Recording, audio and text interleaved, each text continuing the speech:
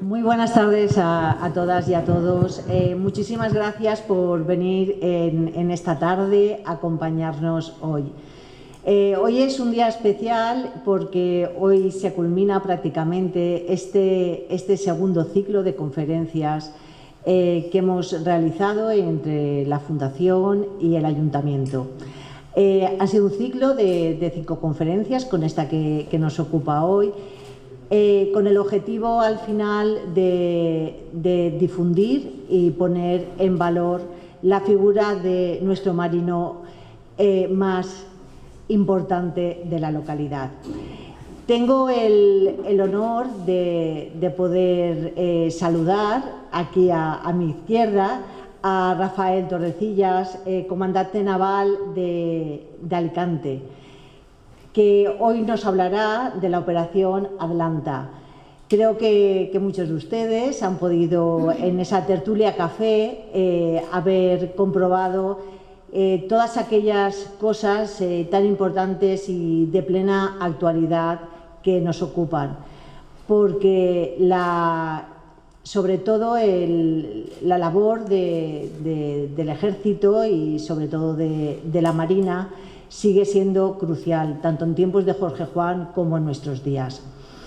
También me acompaña Graciela, que tengo que darle las gracias. Además, la invito a que este lazo de colaboración que siga el próximo año con estas terceras jornadas que serán de este ciclo de conferencia, va a proceder a la presentación de nuestros ponentes.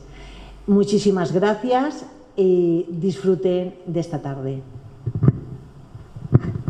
Pues buenas tardes, autoridades presentes, concejal de Cultura Genómico, comandante naval de Alicante Rafael Torrecillas del Prado, subtenientes Jorge Puig Bordera y Francisco Luis Valle Bueno, archivero municipal José Luis Pellín, amigos de la Asamblea Amistosa Literaria de Novelda y de Elche, amigas, amigos, señoras y señores. Sean todos bienvenidos. Ha sido un honor para nosotros contar hoy con la presencia del comandante naval de Alicante para la clausura del segundo ciclo de conferencias, como ha dicho Geno, en tiempos de Jorge Juan, un viaje al siglo XVIII, enmarcado también en la celebración del 30 aniversario de la Fundación Jorge Juan. Y lo que hemos dicho, con colaboración del Ayuntamiento y cuyo motivo también es seguir poniendo en valor la figura de nuestro noveldense Jorge Juan y Santa Cilia. Agradecer, como no puede ser de otra manera, a los medios de comunicación el apoyo y la cobertura que siempre nos dispensáis. Y a todos los colaboradores, a Merche Navarro, a Antonio Ayala, a Vicempina, a Novelda Digital, Apartamentos Brillante Sol, a la Armada Española, por supuesto, y a César Corlantero, que es el propietario de la Casa Natalicia de Jorge Juan. Gracias por el respaldo y por la ayuda incondicional. El título de la conferencia que hoy presentamos, la Operación Atalanta, respuesta de la Unión Europea a la piratería en las costas de Somalia, es una operación permanente. Es la primera misión aeronaval de la Fuerza Naval de la Unión Europea y una herramienta clave para garantizar la seguridad marítima en una de las rutas más estratégicas del planeta, el Océano Índico Occidental. Para conocer el magnífico trabajo de nuestro ponente, presentamos hoy al comandante naval, Rafael Torrecillas del Prado. El capitán de navío Rafael Torrecillas del Prado nace en el puerto de Santa María. Asistió a la Academia Naval en Marín, Pontevedra, desde 1987 hasta 1992, graduándose como alférez de navío. Tiene la especialidad de artillería y misiles. Es controlador táctico de helicópteros y realizó el curso de guerra electrónica. Se graduó como oficial del Estado Mayor en las ESFAS y completó el curso superior en el Colegio de Defensa de la OTAN, en Roma. Durante sus 34 años de servicio ha estado destinado en varios buques de la Armada, como oficial de propulsión y electricidad, oficial de seguridad interior, jefe de artillería y misiles y jefe de operaciones y de sistema de combate. Formó parte de la primera dotación de la fragata F-104 Méndez Núñez como jefe de sistema de combate y ha mandado los patrulleros Ízaro y Arnomendi y la primera escuadrilla de cazaminas. Ha servido como oficial del Estado Mayor en la EM de la Fuerza Anfibia, en ALNAV y en el cuartel general de la Armada Española en la División de Logística, la División de Operaciones, la División de Planes y la Secretaría General de la Armada. En agosto de 2020 pasó destinado a la Dirección de Enseñanza Naval como jefe de la sección de coordinación y control. Ha desplegado en los grupos permanentes de la OTAN y sirvió como jefe de operaciones del FHQ español de Atalanta en 2012. En septiembre de 2019 fue ascendido a capitán de navío y nombrado jefe de Estado Mayor del cuartel general de la Operación Atalanta, en Rota, en agosto del 2021. Durante su asignación como jefe del Estado Mayor de la Operación Atalanta, presidió la 49 y 50 edición de SHADE virtual y en persona en Bahrein, respectivamente. Y ha participado en foros y reuniones internacionales como la Mesa Redonda de Seguridad Marítima en Norfolk, el quinto seminario sobre política de seguridad y defensa en Bruselas, el diálogo político en Seychelles en 2022 y las últimas 4 reuniones estratégicas de la industria naviera celebradas en Londres y Madrid, organizadas por el comandante de la operación de Atalanta. El 7 de julio de 2025 asumió el mando de la Comandancia Naval de Alicante, donde continúa. Y después de semejante currículum, pues ya pasamos a que nos cuente todo de esta conferencia. Muchas gracias, Rafael. Muchas gracias, Graciela, por la presentación. Me siento más cómodo estando de pie, así que traía unos papeles, unos apuntes, pero no los voy a usar. No los voy a usar. Entonces, prefiero quedarme aquí, que veáis y ver la presentación en la pantalla. Bien, voy a construir la historia de Atalanta, voy a tratar de ser ameno para no defraudar a nadie, y voy a empezar con esta foto. Podemos decir, bueno, se ve un barco de guerra y un pesquero de altura, ¿no? Bien, vamos a explicar un poco y vamos a ir construyendo la historia. Esta fragata de guerra es la fragata F-104 Méndez Núñez. Ese es el pesquero Playa de Baquio, fecha, mes de abril de 2008. Esta foto fue sacada por mi persona, en particular. Yo era el jefe de operaciones de esta fragata y acabamos de rescatar al pesquero Playa de Baquio, que había sido secuestrado por los piratas después de unos 20 días de negociaciones y de tiras y aflojas, ¿no? Entonces, la fecha, como he dicho, abril de 2008. La operación de Atalanta nació en noviembre de 2008, ¿no? Sin saberlo, ya empecé a ser protagonista de la lucha contra la piratería justo antes de empezar la operación Atalanta. Entonces, bueno, esto me sirvió para pasar unas maravillosas 72 horas en las Seychelles, que era la base del barco. Lo acompañamos hasta llegar al puerto de Seychelles, lo cual me vino de maravilla. Conocí las Seychelles, que no estaba previsto en ese periplo, y hicimos una labor importante. A raíz de esto, de este secuestro, pues España se vio, presionada, las autoridades se vieron presionadas por las comunidades pesqueras. Hay una flota muy importante de atuneros, de atuneros vascos y gallegos, que están basados en Seychelles. Y entonces este secuestro fue una cosa tremenda, ¿no? Entonces presionaron a las autoridades que había que hacer algo, ¿no? Por otro lado, la piratería ya era un tema muy, muy grave en la zona de Somalia y la Unión Europea ya estaba empezando a moverse, ¿no? La verdad que la historia de la Operación Atalanta es la historia de la operación más exitosa que ha lanzado la Unión Europea, y más longeva, como he dicho, que nació en 2008, en noviembre de 2008, y estamos en 2026 y sigue. ¿Qué ocurre? Ahora iré contando. Por favor, la siguiente. Bien, como todo buen conferenciante, pues voy a indicaros el guión que voy a seguir para saber más o menos. Entonces, inicialmente voy a hablar de los antecedentes de la operación y su historia. Después, ¿dónde tiene lugar esa operación? Hay un entorno estratégico y una situación geopolítica muy complicada, que ahora veremos lo que es el Golfo de Adén y el océano, como ha dicho Graciela, el océano Índico noroccidental, ¿no? Después voy a presentar la operación. ¿Quiénes son y dónde operan? Porque muchas veces uno piensa, ¿qué es la Operación Atalanta? ¿No? La Operación Atalanta tiene una estructura militar, tiene unas unidades, unos miembros, unos estados mayores que trabajan para que todo vaya bien. Pues vamos a ver cómo funciona. Después, por supuesto, vamos a hablar de las tareas que tiene la Operación Atalanta. Tareas ejecutivas, que pueden llegar a pegar tiros, como contra los piratas, o tareas no ejecutivas, que son, bueno, que ahora contaré un poco, ¿no? Después voy a hablar, como es una operación que nació como una operación pura antipiratería, ahora ya es mucho más que eso, lo iré contando a lo largo de la conferencia, pues vamos a hablar del modus operandi de los piratas, cómo fueron evolucionando. Después os voy a mostrar las estadísticas de la piratería en Somalia durante todos estos años.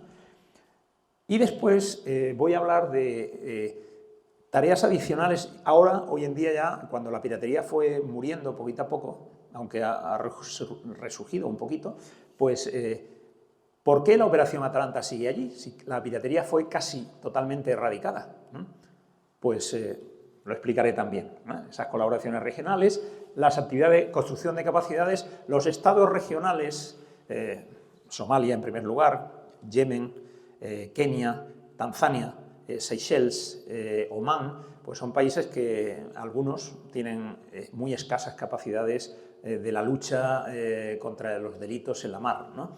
Entonces, la Operación Atalanta, a través de conferencias, de adiestramiento, visitas a puerto, pues adiestra y forma al personal tanto de los servicios de guardacostas como de las marinas de los países ribereños en mejorar sus procedimientos contra estos tipos de delitos. Después, ese dicho, el moto de la operación, como es una operación de la Unión Europea, es en inglés, pero lo he traducido. Atalanta is more than ships. Pues Atalanta es más que barcos, mucho más que eso. Y por último, daré una pincelada del futuro de la operación. Vamos al siguiente. Empezamos. Los antecedentes. Estas son las fechas clave de la Operación Atalanta. Septiembre de 2008, poco después de ese evento que dije yo del secuestro de los pesqueros, la Unión Europea, a raíz de una serie de resoluciones del Consejo de Seguridad de Naciones Unidas, que ya se pusieron todos de acuerdo que había que combatir a la piratería en Somalia, ¿no? La Unión Europea no hace nada si no tiene un soporte legal importante, y el soporte legal nada mejor que resoluciones del Consejo de Seguridad de Naciones Unidas. Entonces, en noviembre de 2008, la Unión Europea ya empezó a mover ficha, creó pues una iniciativa que se llamaba, dale la anterior, perdón. La iniciativa, otro más para atrás, que se llamaba EU-NAVCO, ¿no? European Union Naval Cooperation. Era un proyecto que fomentaría, apoyaría a los buques de las marinas de países de la Unión Europea que estuvieran por la zona, apoyando con fondos para que hicieran un poco de acciones de disuasión y contra la piratería en la zona, ¿no? Pero no era era voluntario, La Unión Europea decía, bueno, si algún país de la Unión Europea tiene un barco circulando por allí, pues puede unirse a esta iniciativa y podemos hacer algo contra la piratería, ¿no? Realmente no fue mucho, pero no tardó nada. Siguiente, por favor. Ya en noviembre, pues la Unión Europea, de manera meteórica, lanzó lo que es, bajo esa resolución, la 2008-851 del Consejo de Política de Seguridad de la Unión Europea, pues la Operación Atalanta, para combatir la piratería en Somalia. Básicamente, combatir la piratería en Somalia y la defensa de los envíos del Programa Mundial de Alimentos, que eran muy importantes para toda la costa somalí. Que, bueno, imaginaros un barco lleno de alimentos, pues es una presa fácil y muy apetitosa para los piratas, ¿no? Desde el lanzamiento de la Operación Atalanta, el éxito de esa misión fue el 100%. No hubo ningún buque del Programa Mundial de Alimentos que fuera secuestrado. De hecho, inicialmente pues, se acompañaban las fragatas como una especie de escolta y después desarrollamos un equipo de operaciones especiales que embarcaba a bordo de los barcos del Programa Mundial de Alimentos que lo defendían sin la necesidad de tener una fragata o una escolta cerca. Tenían superioridad militar con armas de grueso calibre y comunicaciones con el Estado Mayor embarcado. Siguiente, por favor. Bien, un hito importante, como sabéis, bueno, no sé si sabéis, la Operación Atalanta nació en 2008, el Reino Unido era miembro de la Unión Europea y el cuartel general de nivel estratégico de la Operación Atalanta estaba en Northwood, en Londres, ¿no? Mandado por los británicos. Los británicos tenían el mando, pero no tenían ningún barco, ninguna unidad asignada a la operación. Así que, muy bien, muy británicos. Bueno, el hito importante, debido en el año anterior, 2018, el Brexit, pues al salir Reino Unido de la Unión Europea, no podía mandar una operación de la Unión Europea. Entonces, pues se elevó a la consideración de los distintos países que tenían capacidad de mandar la operación y España levantó la mano y dijo, yo quiero mandar la operación. Entonces, pues hubo unas negociaciones, una transferencia de responsabilidades, de información del cuartel general desde Norwood hasta Rota, el cuartel general de Rota, que desde marzo de 2019 pues está allí, ¿no? Entonces, aquí se ve la foto de el traspaso del general británico al vicealmirante Antonio Martorell, que después de esto fue a Gema y siendo a Gema murió de cáncer, ¿no? en activo, ¿no? Entonces fue el primer comandante español de la Operación Atalanta, del cuartel general de Rota. Siguiente, por favor. Bueno, en enero de 2021, cuando presenten las estadísticas de piratería, la piratería tenía un pico muy alto y conforme a las labores de la Operación Atalanta y otras fuerzas militares que desplegaron ahí en la zona, la OTAN incluso desplegó una fuerza, y hay una fuerza permanente que tiene base en Bahrein, que se llama el CMF, Combined Maritime Forces, que está liderado por los americanos, y es una alianza de 47 países diferentes, de los cuales, bueno, solo unos pocos ponen unidades, el resto ponen personal en Estado Mayor o fondos o lo que haga falta, ¿no? Entonces, eso se llamaban los tres grandes allí contra la piratería en Somalia. EUNAVFOR Atalanta, la operación Ocean Shield, que era de la OTAN, y después el CMF, que tenía una task force, la 151, que era específicamente antipiratería, ¿no? Bien, entonces hubo un periodo entre 2018 y 2023 que no hubo ninguna acción pirata, ninguna. O sea, se había sofocado esa crisis de piratería. Pero nosotros sabíamos claramente que los piratas estaban contenidos, pero no habían desaparecido. Tenían las infraestructuras, tenían el know-how, sabían piratear, y entonces se quedaron ahí a la espera de una oportunidad que surgió, que ya contaré, ¿no? Entonces, decían, bueno, si no hay piratas, ¿para qué queremos la operación? Lógicamente, ¿no?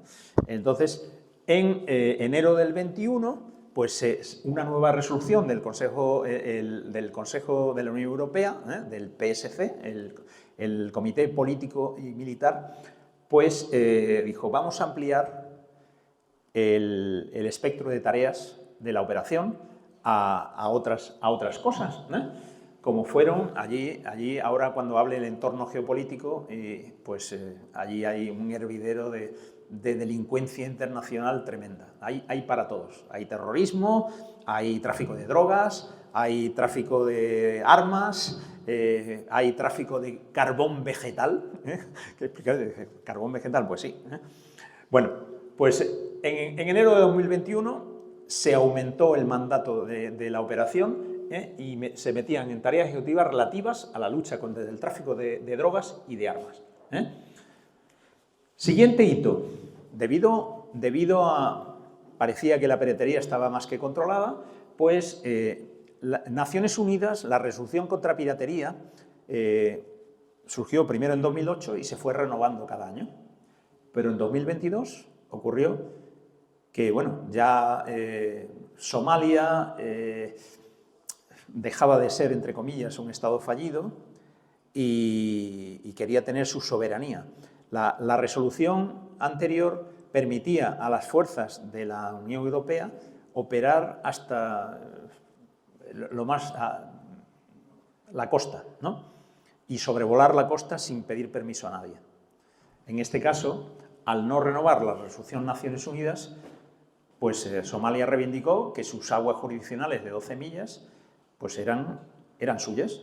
Entonces la operación tuvo que salirse fuera a las 12 millas y hacer sus patrullas.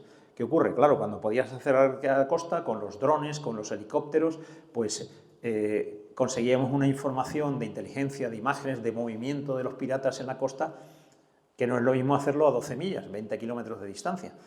Hombre, nuestros aviones, nuestros drones, las cámaras son muy buenas y sacaban imágenes, pero imaginaros, de hacerlo a 500 metros o a 20.000, a 20 kilómetros, ¿no? Eso fue un cambio de paradigma importante. ¿Qué ocurre? A raíz de eso dice, bueno, muy bien, Somalia es soberana de sus aguas, pero podemos negociar, y nosotros estamos aquí en beneficio de ellos, luchar contra la piratería somalí, de allí de sus costas. Entonces, bueno, se inició una negociación entre la Unión Europea y el gobierno de Somalia para posibilitar la vuelta a entrar y operar en las aguas jurisdiccionales. Tardamos 2 años en conseguirlo, pero ahora realmente, pues cuando hay que entrar, se le manda una nota al Ministerio de Exteriores y en menos de 24 horas contestan y dicen que sí, ¿no? Entonces se vuelve a esas condiciones favorables para poder hacer vigilancia de las áreas piratas a lo largo de la costa. Siguiente. Bien. A raíz de ese periodo de bonanza, como dije, 4 años sin piratería, la comunidad marítima, que por la piratería había creado lo que se llama el HRA, que se llama High Risk Area, el área de alto riesgo, que vemos esta área que está aquí sombreada en verde, ¿no? En esa zona, los barcos que pudiesen circular por ahí tenían que cumplimentar una serie de medidas, como hemos visto en las películas, los alambres de espino, las mangueras, maniobras, alta velocidad, todas estas cosas. Entonces, a raíz de que parecía que la piratería se acababa, pues abolieron ese área. Entonces los barcos volvieron a empezar a navegar más cerca de costa. Caso error. Siguiente. Por último, que fue mis últimos días allí como jefe de Estado Mayor de la operación, que, bueno, es lo que dijo Graciela, estuve 4 años de jefe de Estado Mayor, de lo que tuve mucho tiempo para aprender sobre la piratería y, como decía, he dado conferencias de piratería en medio mundo, de Norfolk hacia el oeste hasta Filipinas, en el este, ¿no? Pasando por Seychelles, por Bahrein, por los sitios, Omán, por muchos sitios, ¿no? Abu Dhabi, Dubái, Viena, Londres. En Bruselas, por supuesto, pues acudía muy a menudo y compartía, daba cursos con conferencias sobre piratería, ¿no? Bueno, en enero de 2025 se renovó el mandato de la operación. Esta vez normalmente se renovaba por 2 años, perdón, por cada año, se renovaba cada año. Y entonces se renovó hasta febrero del 27, ¿no? Está en vigor, el último mandato está en marcha. ¿Qué ocurre? Sabéis que en el interín hubo una crisis de los hutis que bloquearon el Mar Rojo con los ataques de Israel, tal, pues ellos dijeron que que primero los barcos que tenían intereses israelíes no podían circular por el Mar Rojo, ni por el estrecho de Bab el-Mandeb, que es el otro estrecho. Todo el mundo habla de Hormuz, pero el estrecho de Bab el-Mandeb es la puerta, el Mar Rojo, que nos lleva al Canal de Suez, ¿no? Entonces, hubo mucho jaleo y la Unión Europea creó otra operación para la protección de los buques mercantes europeos en su tránsito por el Mar Rojo, ante la amenaza de los hutis. Esa operación fue, bueno, sigue siendo, pero esa no fue muy exitosa, que digamos, ¿eh? Digo, muy bien, pues vamos allá. Vamos a centrarnos en el área donde se desarrolla esta operación. El área, como vemos, es el Océano Índico noroccidental, Golfo de Adén, las aproximaciones a Hormuz y todo el sur, hasta, bueno, el área de operaciones ahora, aquí la veis, este área en amarillo, bueno, que llega hasta el Canal de Suez, pues es todo el área de operaciones de la Operación Atalanta. Por un lado, el tráfico que llega desde Asia se ha convertido en el eje, el centro de gravedad mundial, de la economía mundial. Ahí tenéis ciertos datos, ¿no? El 60% del PIB mundial se genera en Asia, ¿no? Japón, China, Corea, Taiwán, todos esos sitios. Es el mayor, los países de esa región son los mayores aportadores al crecimiento mundial. El 12% de todo el tráfico, no me refiero a los hidrocarburos, el gas, sino todo el tráfico mundial marítimo, pues el 12% pasa por esa zona. 15 de las 30 ciudades más grandes del mundo están en esa zona.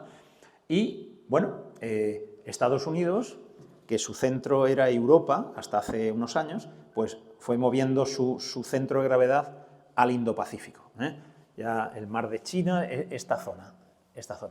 ¿Por qué? Bueno, encontró China, creció como potencia y como principal oponente, no digo militar, sino comercial de Estados Unidos.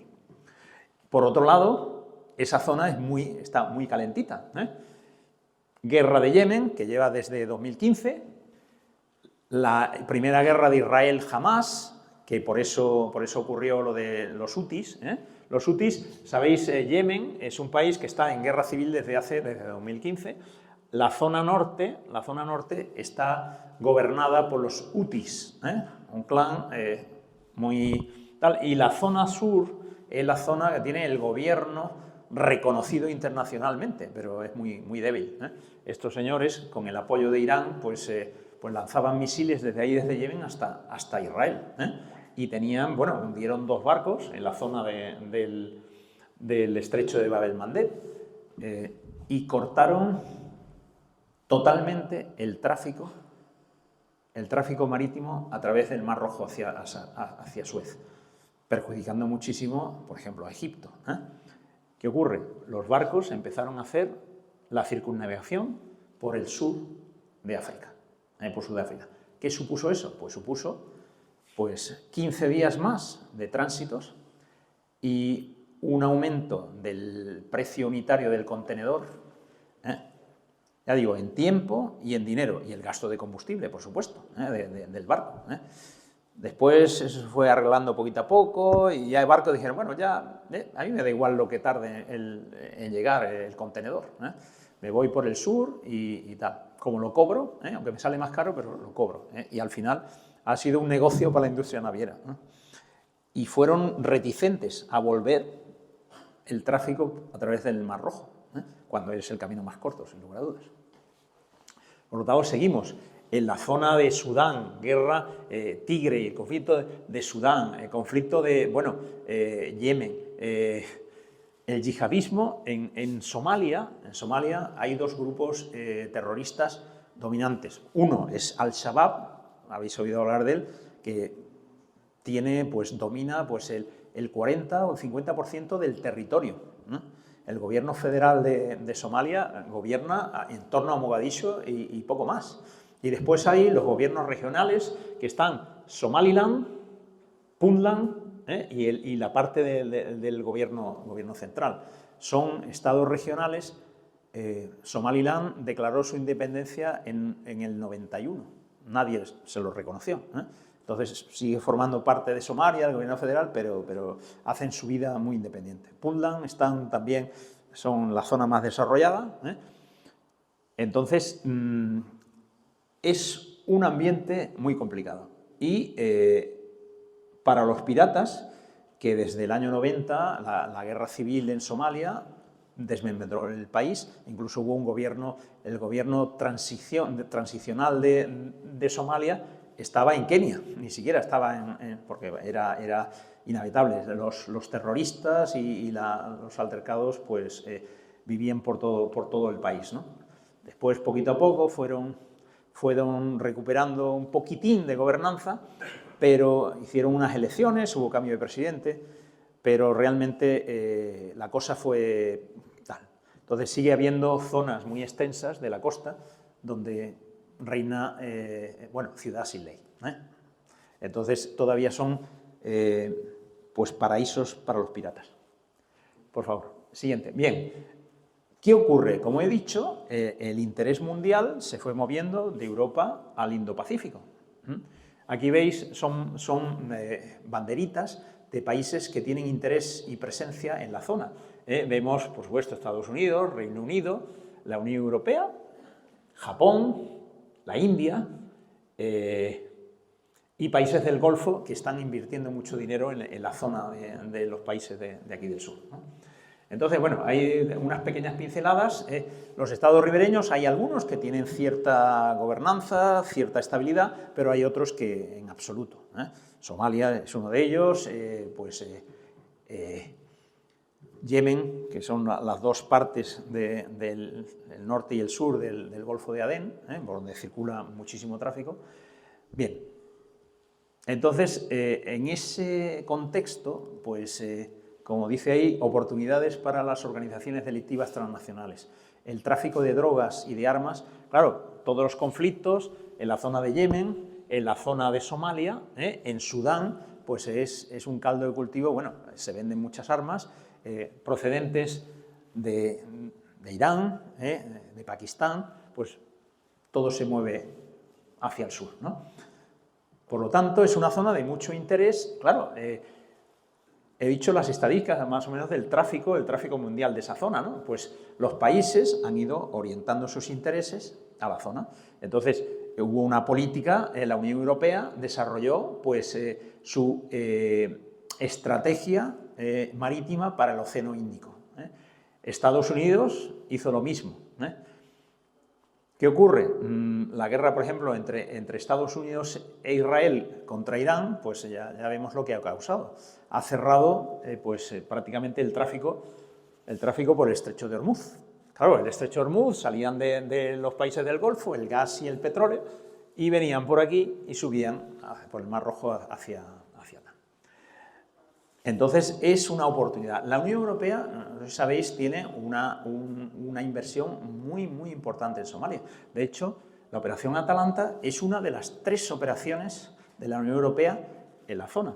Existe una operación terrestre que se llama la EUTM, European Union Training Mission, que tienen botas en el suelo, tienen gente allí en Somalia, y hay una operación de construcción de capacidades que se llama EUCAP, que es European Union Capability Building, ¿no? Que lo que están pues adiestrando al ejército, unidades de operaciones especiales para combatir el terrorismo que tienen de Al-Shabaab, ¿no? El otro grupo terrorista que hay allí, que es muy minoritario, es el ISIS, el ISIS que opera en la zona de Puntland, la parte del norte. Al-Shabaab está extendido casi hasta los alrededores, hasta la parte de Mogadiscio, y el ISIS está concentrado ahí al norte, tiene mucha menos poder, ¿no? Bien, pues seguimos. Este es el escenario. Fijaros el tamaño del área de operaciones. Esto es a tamaño real, toda la zona, pues es como toda Europa. El área de operaciones de la Operación Atalanta, imaginaros 2 barcos barrer todo esto, es imposible, ¿no? Entonces, por supuesto, como dice ahí, nadie en solitario puede hacer la operación. Por eso decía que había la Operación Atalanta tiene un grupo de socios, la Marina India, el CMF, como dije, el Combined Maritime Forces, otros barcos de la OTAN que pasan por la zona. Las marinas, por ejemplo, Omán tiene capacidades aceptables, ¿no? Kenia tiene una guardia costera, Seychelles tiene un poquito, tiene aviones de patrulla marítima, tiene tal, ¿no? Pero realmente las capacidades que tienen los países ribereños para combatir estos delitos transnacionales es muy pequeña. La ayuda de la Operación Atalanta, con sus sistemas de información, intercambio de información, pues es muy importante. Siguiente, por favor. Bien, fijaros, esto es un dibujo de las rutas marítimas de la zona. Hay las zonas que vienen del Estrecho de Malaca, que van o hacia el Golfo Pérsico o van hacia Europa. Como veis, el Golfo de Adén, Mar Rojo, y las que van a través del canal de Madagascar hacia Sudáfrica, ¿no? Pues todos estos son rutas que pasaban barcos. Esta era la famosa HRA, de High Risk Area, que inicialmente, como explicaré, pues por ahí era el campo de caza de los piratas. Después, cuando se fueron apartando, pues ellos cambiaron sus métodos y fueron a cazar mucho más lejos, pero ya cambiaron su método, que explicaré. Bien, vamos a presentar la operación. ¿Quiénes son? ¿Veis todas esas actividades que aparecen ahí? Los hace la Operación Atalanta. No es solo atacar a los piratas, sino adiestrar a los países regionales sobre sistemas de contraincendios, de sanidad, de operaciones especiales, darles seminarios, conferencias. Venga, vamos allá.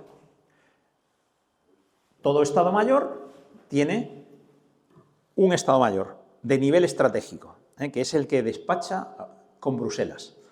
Mi anterior jefe, el almirante vicealmirante Ignacio Villanueva, pues como comandante de la operación, él rinde cuentas directamente a la presidenta del PSC, que es el Political Security Committee, el Comité de Política y Seguridad de la Unión Europea.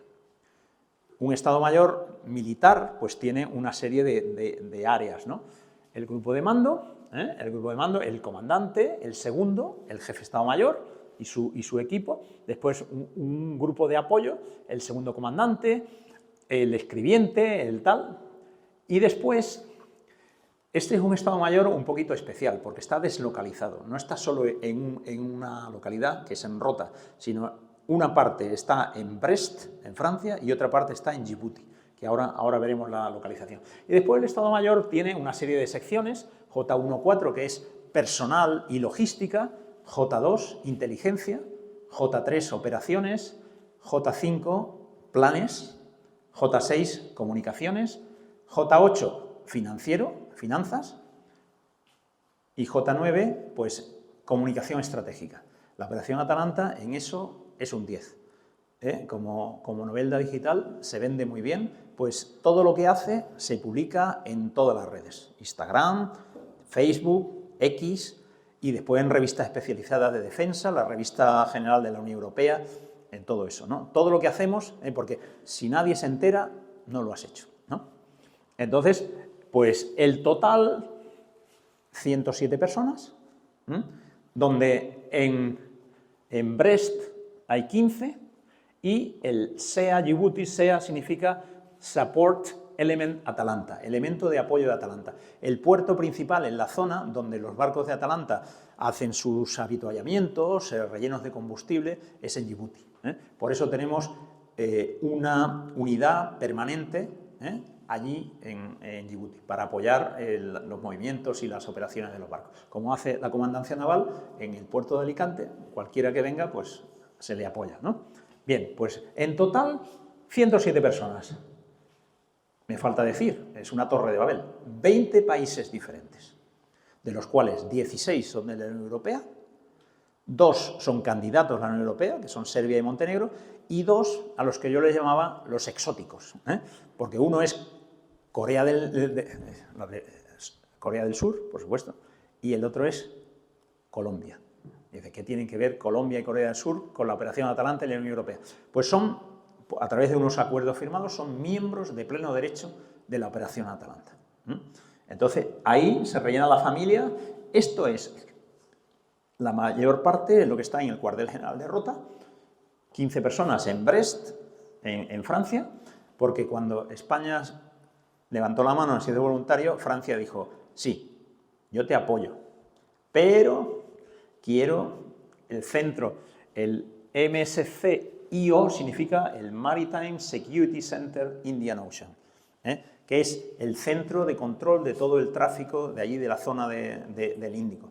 Por supuesto, depende, está bajo la bota del jefe de operaciones del cuartel general de Rota, pero tiene cierta libertad, independencia, allí en Brest. Y después está la pequeña unidad de Djibouti, que he dicho.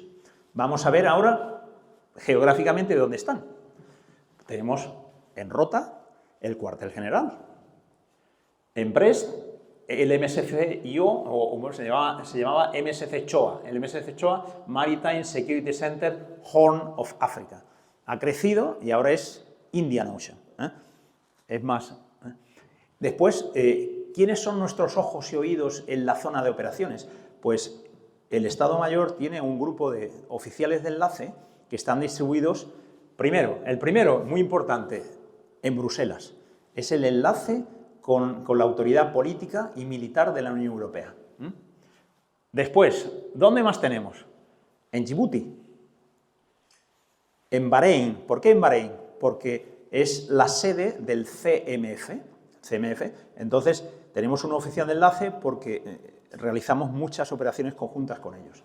Entonces, tener el oficial de enlace facilita esas relaciones. Y tenemos uno que está en las Seychelles, que se llama el LNO South Liaison Officer, Southern Region. No solo es para Seychelles.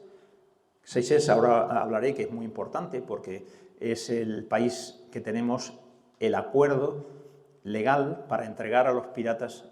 Claro, imaginaos, si capturamos un pirata y hay que traerlo a España, las garantías judiciales de 72 horas no se cumplen. Entonces, tenemos acuerdos con países regionales para entregar a los delincuentes y que los juzguen allí, ¿no? Bien, pues este señor es responsable no solo de Seychelles, sino de Kenia, de Tanzania y de Madagascar. Y después tenemos otro señor en Somalia, que está allí en el aeropuerto de Mogadiscio, que es el oficial de enlace con las otras dos operaciones que existen de la Unión Europea, como mencioné antes, la Training Mission, EUTM y EUCAP, que están operando en Mogadiscio. ¿Vale? Ahora, el mando inferior, habíamos dicho el OHQ, que es Operation Headquarters, es el mando de nivel estratégico. Ahora está el FHQ, que es el Force Headquarters. El Force Headquarters es el cuartel general de nivel táctico, que está embarcado en el buque insignia. Normalmente se rifan dos países como buque insignia, que son España e Italia, y después Portugal no tiene barcos, pero pone mando. Y cuando le toca el mandar a Portugal, embarca en la fragata española, y es su buque de mando, ¿no? Entonces, normalmente el FHQ consiste en el buque de mando italiano. Se van rifando. En este caso he puesto una foto fija, que era un buque de mando italiano. Su helicóptero, el buque español, en este caso la Victoria, su helicóptero, el dron, que es fundamental para la vigilancia, y un equipo de operaciones especiales para las acciones cinéticas contra piratería. ¿Qué ocurre? Pues como no había muchos piratas, pues empezamos a usarlos para adiestrar a las fuerzas especiales de los países regionales. En Seychelles les encanta que vayan allí a enseñarles cosas, por ejemplo, ¿no? Bien, pues ya tenemos el total de todos, entre el cuartel general y las dotaciones de los barcos, pues unas 660 personas. Bien, tareas ejecutivas.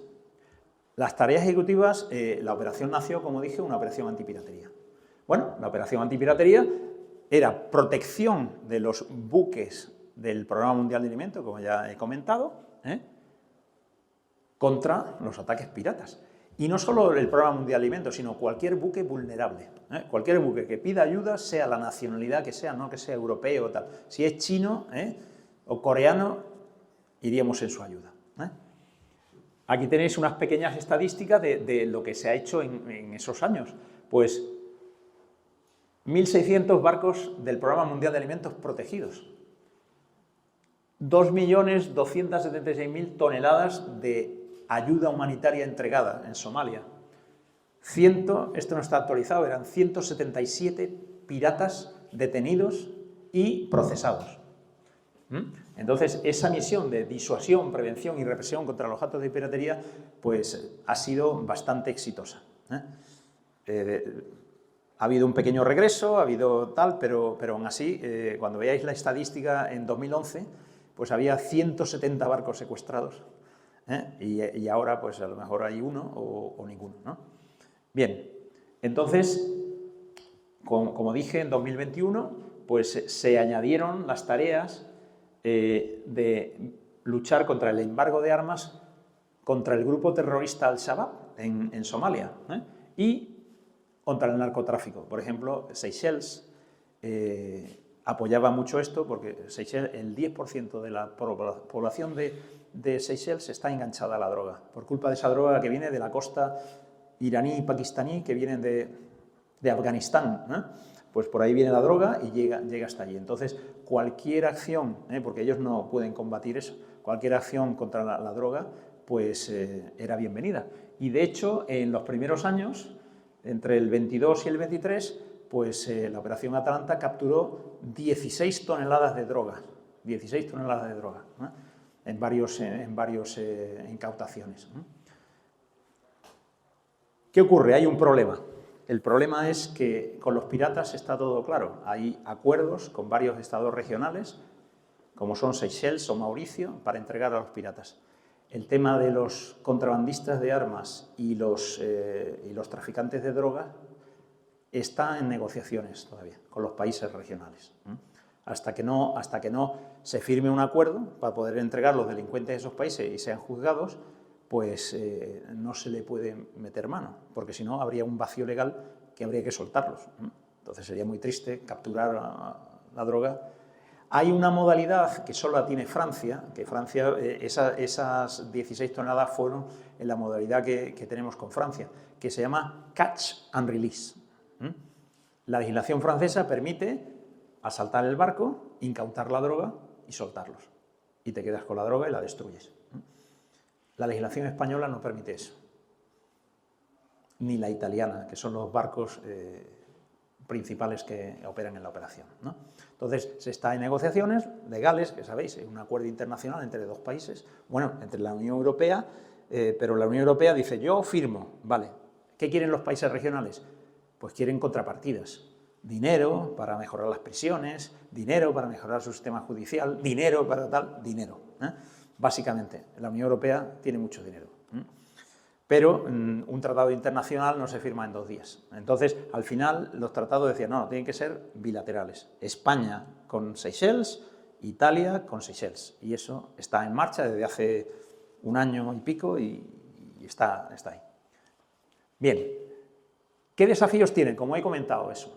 La piratería está muy clara. Se capturan un piratas y los podemos llevar a Seychelles, entregarlos al gobierno, que allí, por supuesto, la cadena de pruebas sagrada, perfectamente, bueno, nuestros infantes de marina, nuestros equipos de abordaje tienen perfectamente claro lo que tienen que hacer, documentarlo todo, sacar fotografías, la cadena de pruebas no puede ser violada, porque si no, en un tribunal, pues perderías. Entonces, eso lo saben hacer muy bien.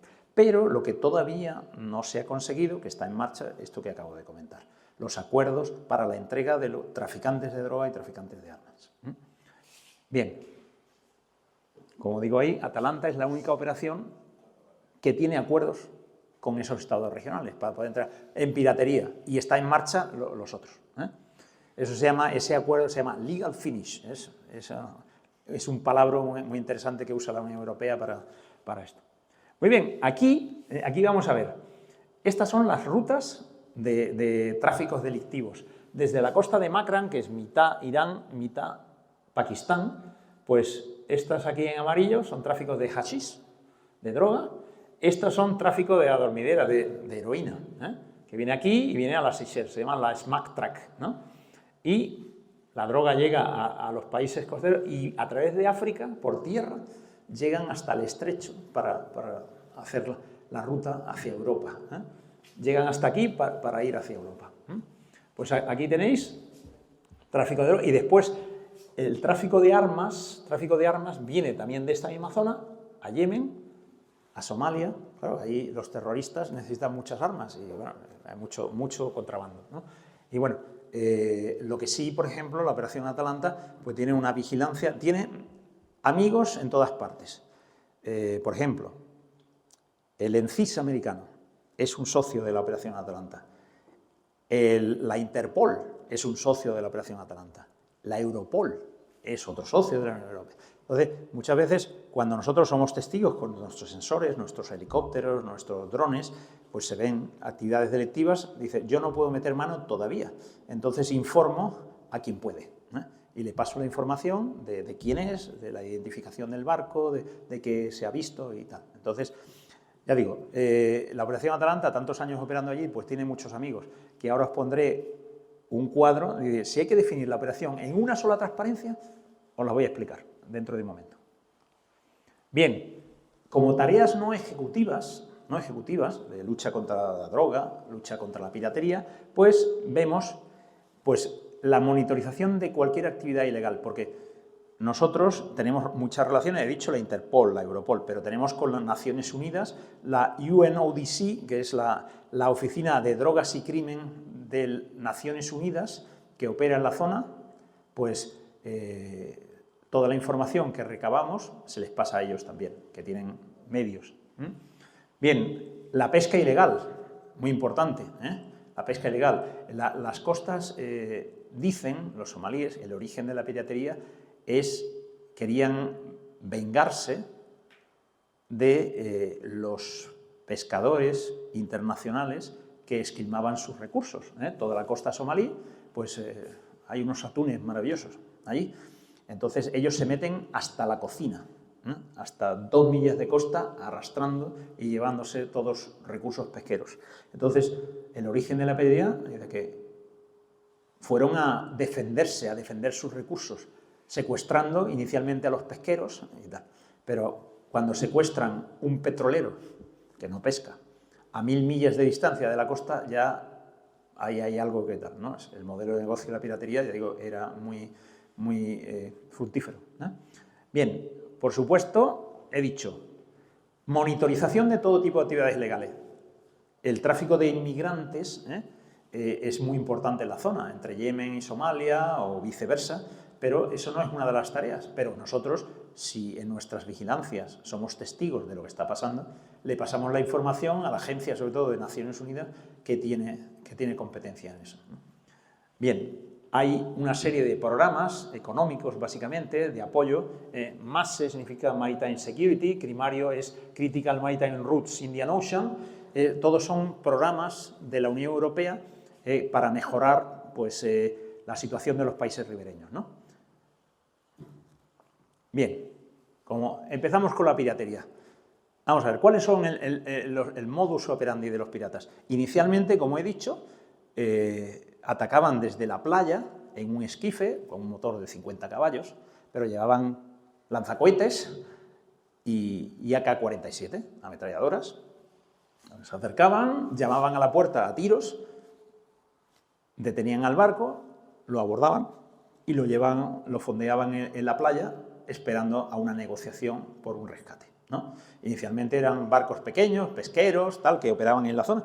Después ya dijeron, bueno, vamos a buscar presas más grandes, portacontenedores, gaseros, petroleros, bull carriers, de todo tipo de barcos. Entonces, inicialmente, ya digo, con ese esquife salían de la playa,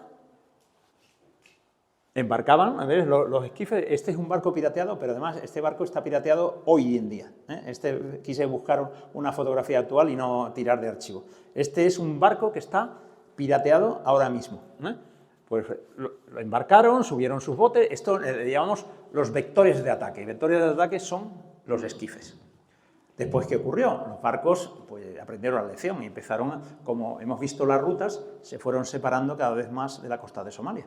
Entonces dijeron, con estos esquifes no podemos, como mucho 10, 12 millas, a veces iban el esquife, iban a una ruta que sabían, además tienen ICE, tienen detectores de los barcos, ¿no? El ICE significa Automatic Identification System, ¿no? Todos los barcos de un determinado tamaño van emitiendo permanentemente su posición y su identificación, ¿eh?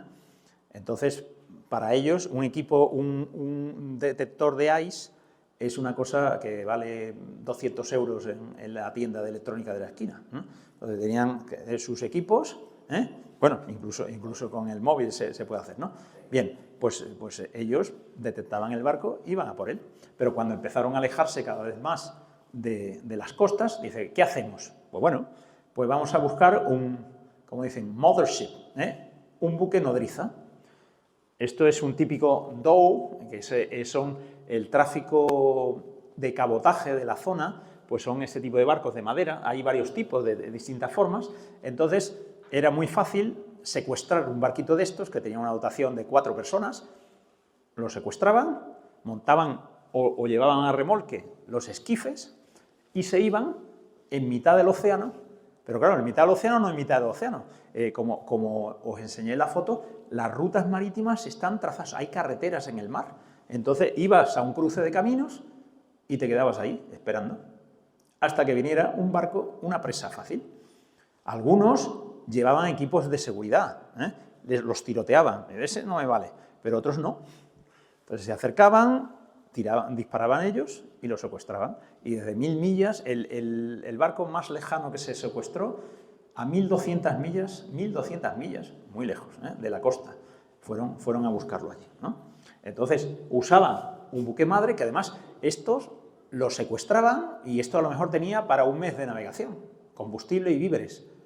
Los secuestraban, se iban a cazar, si en un mes no podían, volvían, los soltaban porque no tenían ni combustible, ni víveres, ni nada. Después secuestraban el barco, lo llevaban a la playa y desde allí lo habituallaban, ¿eh? Pero muchas veces dicen, buscamos otro más nuevecito, ¿eh? Cargado de combustible y de nuevo a la caza, ¿no? Esa no era la presa, era un medio para un fin, ¿eh? Con eso podían llegar muchísimo más lejos, ¿eh? Iba este barco, como mucho, 8 nudos, no podía perseguir a un mercante, pero iban a una zona de caza, ahí se paraban, arriaban los esquifes, eso sí corrían algo más, tampoco es que fueran a 40 nudos, pero los mercantes van en 12, 15, 18, pues esto podía andar 20 nudos, pues podían acercarse a cazar, ¿no? Entonces, los dos métodos de ataque, uno con el esquife desde la playa, cerca de costa, y otro a través de un buque madre, que podían ir hasta donde fuera. ¿Vale? Bien, estadísticas de piratería, ¿eh? Fijaros, 2008, a partir de 2009, fijaros, el pico más alto, en 2009, 2010, 2011, había hasta 170 barcos secuestrados al mismo tiempo. La operación nació en 2008. Empezó, claro, efectivamente, era un negocio muy, muy lucrativo, ¿eh? Pero empezaron a dar palos, a detener piratas, incluso algunos más duros, los indios, los hacían estallar por los aires y no decían nada. Entonces fue bajando la estadística, 2012, y llegamos, aquí hubo un par de añitos, tal, aquí un poco, y desde 2019, como había mencionado, hasta el 22, no hubo nada. Entonces hubo que reinventar la operación Atalanta, ¿eh? De esa manera, darle otras tareas adicionales, porque delincuencia allí, como he dicho, hay toda que... Os hablé también del contrabando de carbón vegetal. Ese carbón vegetal pues, viene de los bosques de Somalia, ¿eh? Y va a los países del Golfo, donde allí el carbón ese es apreciado para ceremonias religiosas o de todo, ¿no? Pues era un bien preciado que también se contrabandeaba, ¿no? Bien. A raíz de esto, como dije, se desapareció la High Risk Area y los barcos se confiaron, dejaron de llevar equipos de escolta de seguridad, de implementar las medidas de autoprotección, como habíamos dicho, de los alambres, las mangueras, tal, ¿no? Los serviolas adicionales para vigilar. Entonces, bueno, ellos vieron, los piratas, la oportunidad de que podía, el ambiente volvía a ser favorable para la caza, la piratería, ¿no? Entonces, en 2022, pues 2023, hubo un pico, entre el 23 y el 24, estaba yo de jefe de operaciones, de jefe de Estado Mayor, pues hubo 47 ataques piratas entre noviembre del 23, que fue cuando empezó la guerra de los hutis. Dijeron, los barcos militares volcaron su atención hacia lo que estaba pasando en el Mar Rojo, excepto Atalanta, que se continuó con la piratería, ¿no? Entonces dijeron, los barcos militares están centrados en lo que está pasando en el Mar Rojo, así que vamos a volver a piratear en el Océano Índico, en la costa de Somalia. Y bueno, muy lejos, secuestros a 800 millas, 600 millas, o sea, una distancia, por supuesto, el segundo modus operandi que he explicado con el buque madre.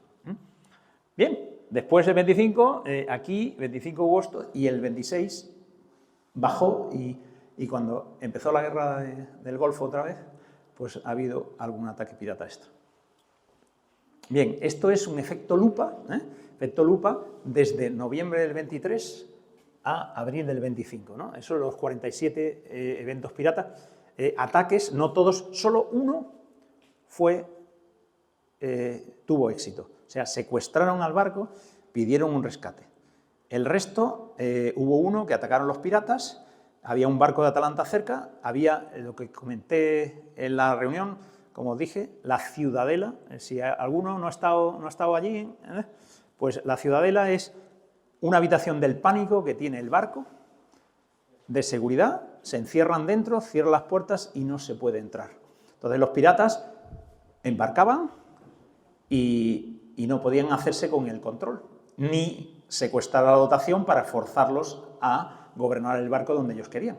Entonces daba tiempo al barco de Atalanta ir allí, y hubo uno que, bueno, asaltamos el barco, ellos acababan de irse, porque claro, si secuestras un barco al que no puedes controlar, no es un buen negocio, pero intentaron forzar la puerta de la habitación del pánico y la dejaron bloqueada.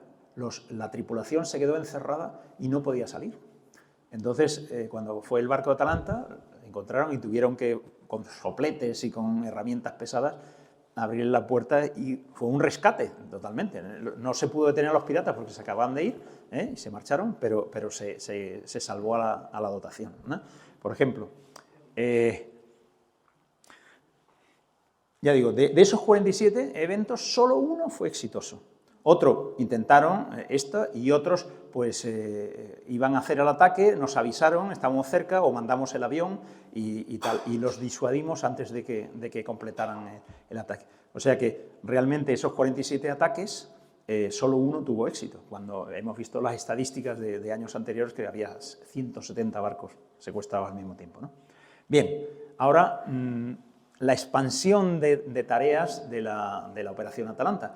Como he dicho, es muy importante tratar de tener muy buenas relaciones con los países ribereños. De hecho, tenemos tratados firmados para entregar a los delincuentes, con Seychelles, con Mauricio, con Kenia, y, por supuesto, es muy importante formarles para luchar contra este tipo de delitos. Se le hacen técnicas de abordaje, de detención, de tal, ¿no? Y todo eso se hacen, pues mira, el focus sobre ejercicio Doralé es un ejercicio que se hace con Djibouti, ya se ha hecho a nivel anual, ¿no?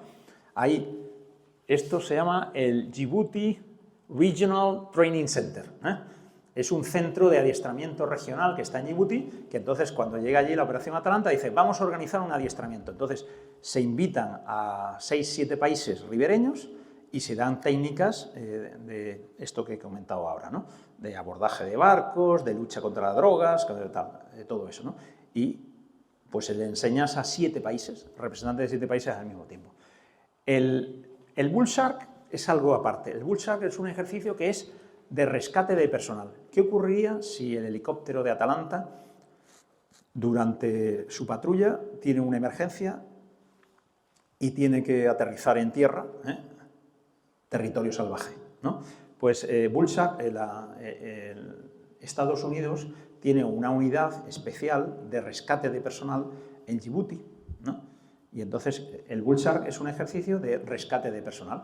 Se hace, te adiestras como vas a pelear en la realidad. Entonces se simula una situación de una aeronave que se cae o tal, y hay que ir a rescatarlos a tierra hostil, ¿no? Pues se ponen los malos, los buenos, y se desarrolla la situación. Es un ejercicio muy interesante que lo hacen España, Francia y la Guardia Costera de Djibouti. Bien, ¿qué más hacen? Pues mira, no solo en Djibouti, tenemos un ejercicio anual con Kenia, que tiene un nombre muy curioso. Otro ejercicio con Seychelles. Seychelles, además, Seychelles quiere mucho, entonces se le da adiestramiento avanzado de operaciones especiales. Tienen un equipo de operaciones especiales muy profesional, y entonces cada vez que va el nuestro, pues se le adiestra en técnicas nuevas, ¿no? Ya digo, Mombasa, LMC, lo de la sigla ya te he visto cuando leíste el currículum, viste algunas cosas, ¿no? Local Maritime Capacity Building, pues es un ejercicio de construcción de capacidades local.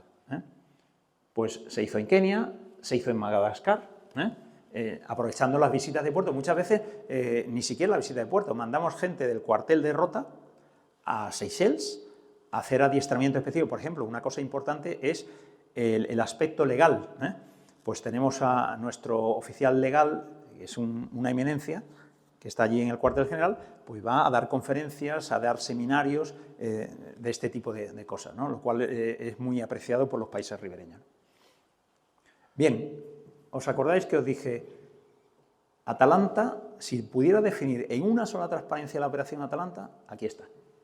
Tenemos la operación Atalanta, tenemos memorandos de entendimiento con los centros de seguridad marítima regionales de toda la zona, en Omán, en Madagascar, en Seychelles, con la Interpol, con otras organizaciones de la Unión Europea, el Programa Mundial de Alimentos, la UKMTO. UKMTO es una organización civil británica que controla todo el tráfico en la zona, entonces son socios que intercambian información. Pues como socios, como dije, el CMF, la Marina India, otras operaciones que están operando en la zona, los mandos americanos, el de Djibouti, el de Bahrein, las fuerzas de defensa japonesas, que tienen una base permanente en Djibouti. Esto es muy importante, el legal finish, transferencia de sospechosos, de piratas, y se está en marcha para la parte de drogas y de armas, ¿no? Acuerdos, SOFA significa Status of Forces Agreement, ¿no? Son la situación cuando nuestros soldados tocan uno de esos países, pues tienen un estatus especial para que no la policía no los maltrate, digamos. Acuerdos técnicos con la EMSA la mencioné en la conferencia, European Maritime Security Agency. Nos da mucha información de barcos de la Unión Europea. Otras operaciones, nuestro centro de seguridad marítima que está allí en Brest. Acuerdos administrativos, por supuesto, nuestra gente necesita, pues puede tener un dolor de estómago o tenerse que operar. Pues hay acuerdos médicos con los países ribereños. Esos ejercicios permanentes que hacemos con los países se dan un gran prestigio a la Unión Europea y a la operación Atalanta. Pues los contactos permanentes, todas las embajadas de la Unión Europea en los países, en Somalia, en Kenia, en Djibouti, en la India, en Bahrein, en todos estos sitios. Y por supuesto, como he comentado, los contratos médicos con Kenia, Omán, Arabia Saudí, Jordania, Seychelles, por si nuestros barcos pues, podemos tener emergencias médicas o accidentes, y habría que tener, si tienes que traerlo a España, pues podría morirse el tío. Entonces tenemos acuerdos con los hospitales principales de los países regionales. Y todas estas siglas y escuditos que hay alrededor son las agencias con las que la Unión Europea y la Operación Atalanta pues trabaja.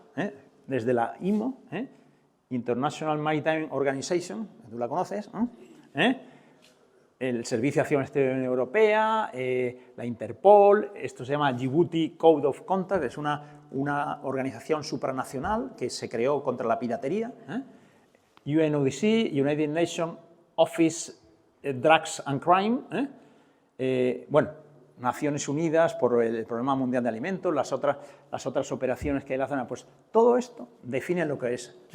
Dice, Atalanta is more than ships. Todas esas relaciones, tenemos muchos amigos en la zona, entonces, si yo, por ejemplo, tengo un solo barco y estoy en Omán y me he enterado de que ha ocurrido algo a la altura de Mogadiscio, pues yo tengo la presentación, sé dónde están los amigos. Y a lo mejor hay un barco indio que está a 100 millas del incidente. Le llamo y digo, oye, mira, está pasando esto, ¿puedes hacer algo? Ahora voy para allá.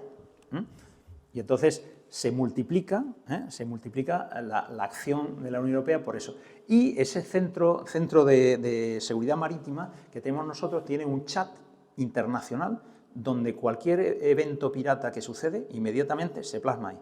Y nosotros somos los que damos acceso a ese chat. Pues están todas las fuerzas, tanto regionales como internacionales, todos están ahí. Entonces, si ocurre algo, inmediatamente se enteran todos al mismo tiempo. En un solo chat, no hay que mandar correos electrónicos, llamar por teléfono, no.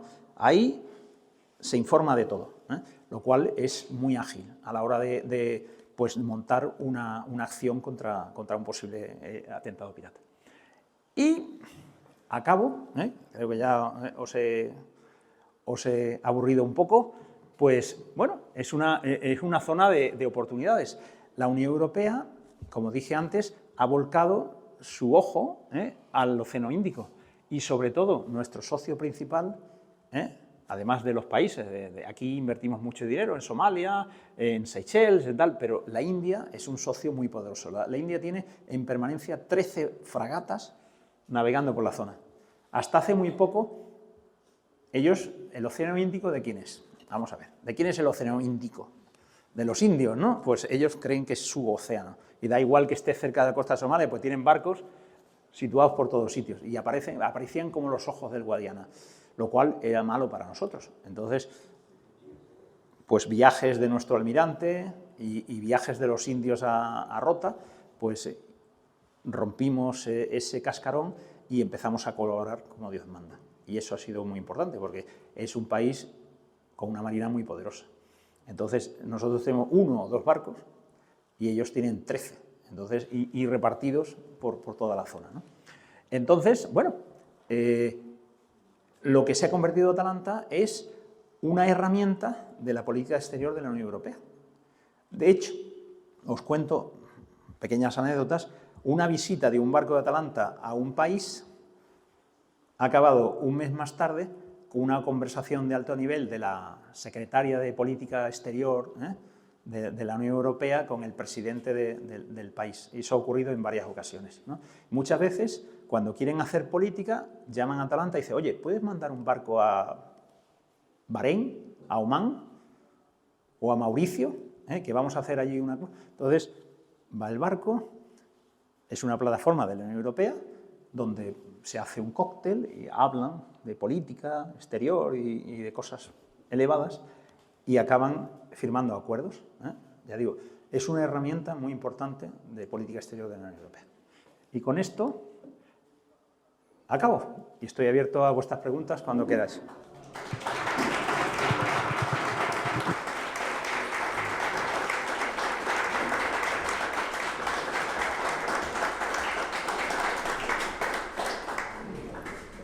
Adelante. ¿Qué buques hemos llevado? ¿Qué tipo de buques hemos llevado? Mira, aunque el buque normal que va es una fragata de la 41 Escuadrilla de Escoltas, la clase Santa María, pero hubo corbetas, cuando todavía las había, porque ya digo, desde 2008 ha llovido mucho. Han ido en ocasiones o el Castilla o el Galicia, un buque anfibio, han ido, una vez fue una F-100, los BAM, o sea, ahora mismo, desde los últimos 3 años, van solo fragatas de Rota, de la clase Santa María. Pero a lo largo de la historia de la operación han ido muchos tipos de barcos. Italia manda fragatas. Fragatas o destructores. Fragatas o destructores.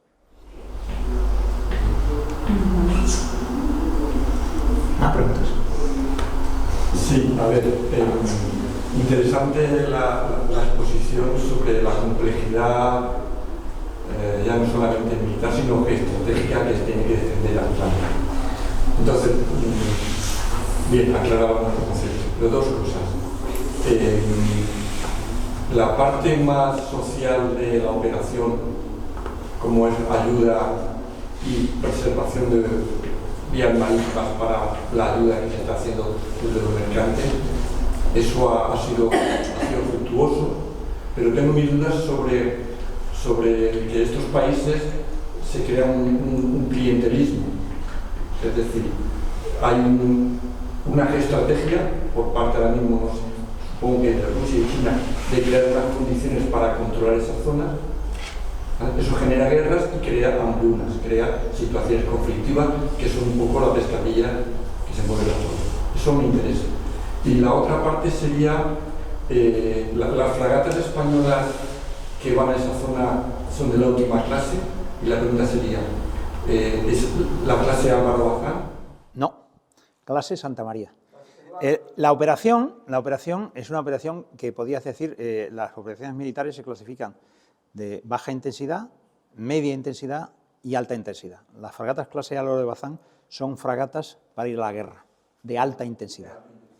La situación allí es una situación de baja intensidad. La lucha contra la piratería, realmente los piratas nunca se meten contra un barco de guerra, lógicamente, ¿no? Y los que actúan pues son el equipo de operaciones especiales, apoyados de helicópteros, drones, las embarcaciones neumáticas y tal. Entonces, el barco ideal para ese tipo de operación, que tiene una autonomía grande, tiene un helicóptero maravilloso, que opera y puede llevar 2 o 3 embarcaciones, es fragatas clase Santa María. No hace falta matar hormigas a cañonazos, ¿no? Es el barco adecuado por el tamaño que tiene, la autonomía que tiene, capacidad, tiene una prisión allí, por si acaso hay que meter a piratas, lleva un role 2 menos, por si hay algún accidente grave traumatológico, que llevamos un cirujano que puede actuar. Claro, cuando iba el Galicia, el Castilla o el Patiño, que yo estuve, como comenté en la conferencia, en el 2012, en el Patiño lleva un role 2 médico con un equipo médico de 10, 12 personas que pueden operar de lo que sea, ¿no? Y entonces esa parte médica importante. Pero las fragatas tienen un hospital, pequeño, con un pequeño quirófano que puede resolver. Entonces, esas son capacidades que hay que tener, porque para que el equipo de operaciones especiales pueda operar, tiene que tener un role 2 médico en menos de 1 hora. Y en este caso lo tienes a bordo, ¿no? Lo cual un barco más pequeño no lo lleva. Entonces, no podrías operar con el equipo de operaciones especiales, por ejemplo, ¿no? Que cuando hay momentos de picos de piratería que hay que luchar contra los piratas, pues... Entonces, ya digo, es el barco más adecuado. Estas fragatas están no en el último tercio, en el último minuto de su vida, que están esperando a que las F-110 empiecen a salir para ir dando de baja, ¿no? Estamos estirando como un chicle y resulta que cada vez están mejor. O sea, los barcos italianos que son nuevos, los que están mandando, se estropean cada 2 por 3. Era vergonzoso verlo, ¿no? Oye, me tengo que ir a puerto, tal, 10 días allí reparando, tal, no sé qué, y el barco español allí a piñón, tal. O sea que en ese sentido, muy bien, muy bien.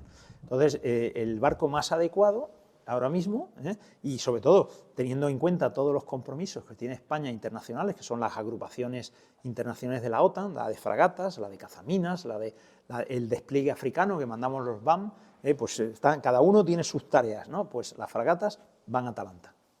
Bueno, hace un mes estaban, que nunca había ocurrido, las 6 fragatas clase Santa María navegando en misiones, cuando normalmente tienes 6 para tener 3 operativas, una en ciclo de preparación y 2, una en obras y otra en adiestramiento de personal, ¿no? Pues las 6 navegando en operaciones. Eso no había ocurrido en mis tiempos, nunca.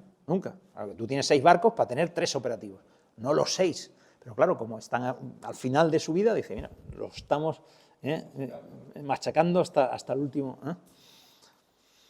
¿Qué más? La otra pregunta era la ayuda humanitaria que se ofrece y los intereses de las grandes potencias en crear una zona conflictiva. Fíjate, te voy a contar, comenté ahí la guerra ruso-ucraniana, que dice, bueno, es como el efecto mariposa, dice, ¿qué tiene que ver con Somalia? Pues resulta que los envíos de trigo de Ucrania y Rusia al Programa Mundial de Alimentos se vieron cortados, truncados y tal. Entonces, has hablado de hambruna. ocurrió. Lo que pasó en Ucrania hizo que los envíos del World Food Programme, del Programa Mundial de Alimentos, se cortaran, porque el trigo venía de allí, de Ucrania y de Rusia. Entonces, con el conflicto, pues se cortó y entonces hubo una hambruna. Bueno, no solo porque el Programa Mundial de Alimentos alimenta a Somalia, pero también a Sudán, a otros países de la zona, pero Somalia es el principal beneficiario, ¿no? Entonces, esos desequilibrios geoestratégicos, ¿no? Rusia, China, la India, pues crean problemas en la zona, ¿no? Crean problemas en la zona, ya digo, de hambrunas. Dice, ¿qué tiene que ver la guerra de Ucrania con eso? Pues sí, porque los envíos al Programa Mundial de Alimentos venían de ahí. Cuando se cortó el canal de Suez, pues teníamos un problema. Por supuesto, la relación ahí entre los socios, el Programa Mundial de Alimentos, que su base, su cuartel general está en Roma, pues tenemos una relación muy cercana con ellos. Ellos nos hablan de los envíos, de qué el barco va a ir, de cuándo, de qué paradas va a hacer, para que nosotros podamos hacer nuestro programa de protección, ¿no? ¿Más preguntas? Bueno, en primer lugar, enhorabuena por esa brillante exposición. Gracias, Máster. Un par de cosas. Estamos viendo precisamente en la guerra entre Rusia y Ucrania la importancia que están empezando a tener los drones y las aeronaves dirigidas, tanto por mar como tanto por aire, como parece que va a ser también por mar. En esa industria bélica, ¿qué función está empezando a tener la inteligencia artificial? ¿De qué manera está irrumpiendo? ¿Cómo se puede prever que pueda llegar a modernizarla? Por una parte. Y luego, durante toda la exposición, mi cabeza siempre ha estado haciendo un paralelismo con ya que estamos hablando de circuitos de tráfico, de narcotráfico y demás, ¿cómo es posible que nosotros, España, la tengamos tan desatendida? El sur de España ahora mismo estamos viendo la pobreza, la miseria de las condiciones que tiene la Guardia Civil para poder atacar ese problema. Un 10% de lo que tenemos allí tan lejos aquí, a lo mejor sería muy provechoso. Esas dos cosas. Bien. Primera pregunta. Allí es una guerra muy asimétrica. Estamos peleando con piratas que llevan armas oxidadas, no tienen tecnología. Bueno, la única tecnología es el ICE, ese detector de barcos, digamos, para saber dónde tienen que ir a cazar, ¿no?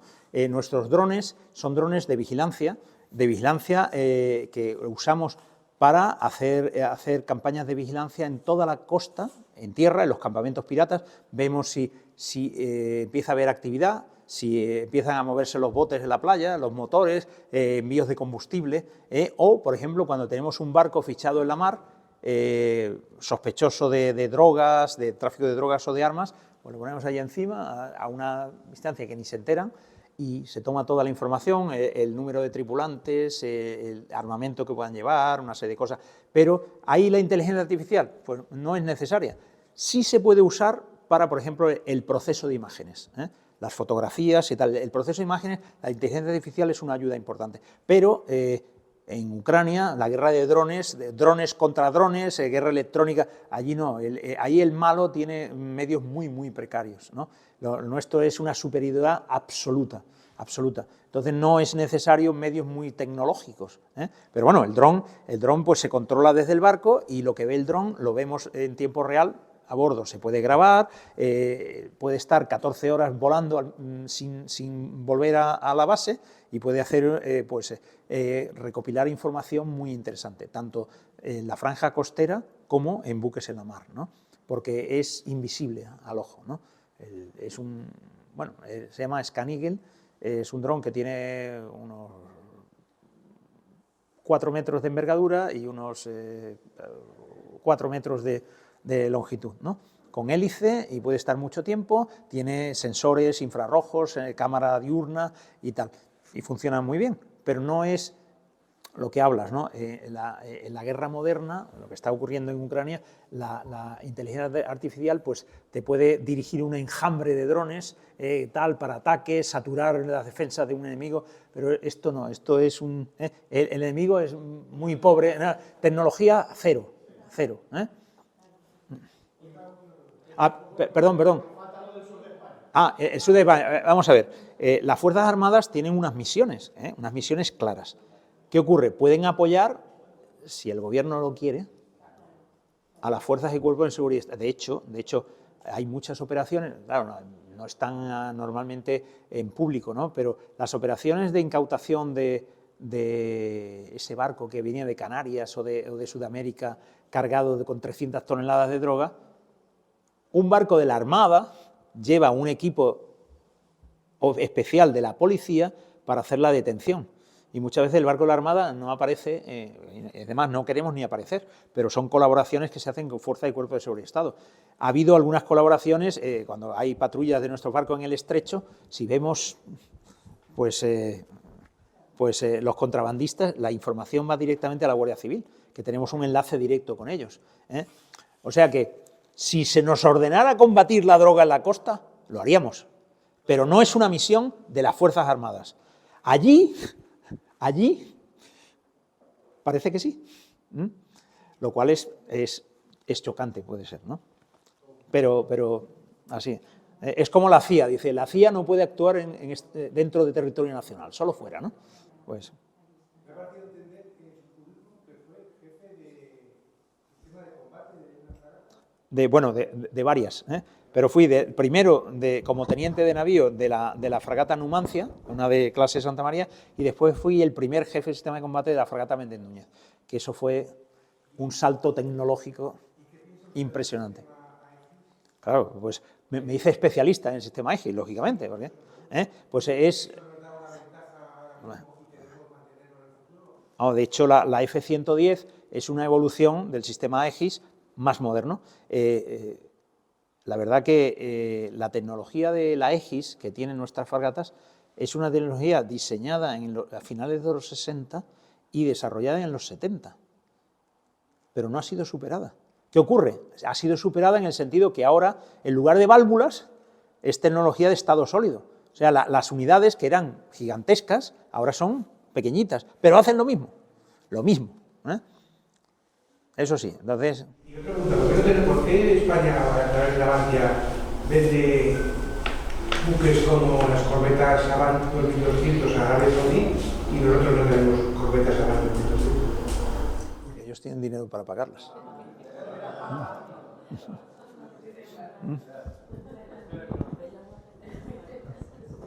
Hombre, está muy bien.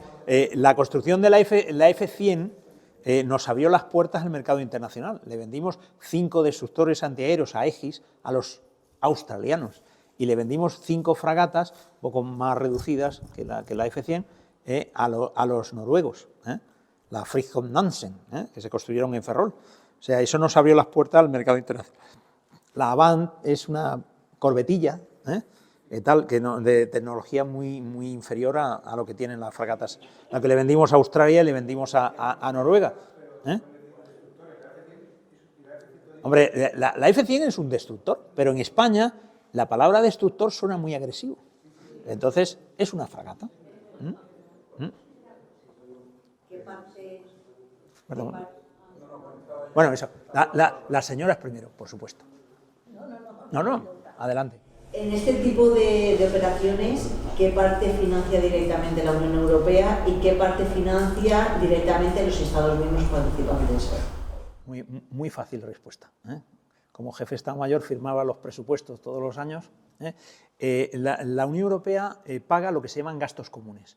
Gastos comunes son, por ejemplo, todos los gastos del Estado Mayor, tanto el de rota como el embarcado, el movimiento de personal, los viajes. Yo, por ejemplo, me podía considerar un Phileas Fogg, porque viajé por medio mundo vendiendo la operación Atalanta, o reuniones operativas, o Bruselas, reuniones que se llaman de generación de fuerzas, ¿no? Cada 6 meses se reúnen en Bruselas todos los países miembros y decimos, a ver, ¿tú qué vas a dar la operación Atalanta? Yo voy a dar un barco, 6 meses, yo voy a dar 7 tíos, yo voy a dar tal, ¿no? Entonces, los gastos comunes, todos los gastos que genera el Estado Mayor, tanto el de rota como el embarcado.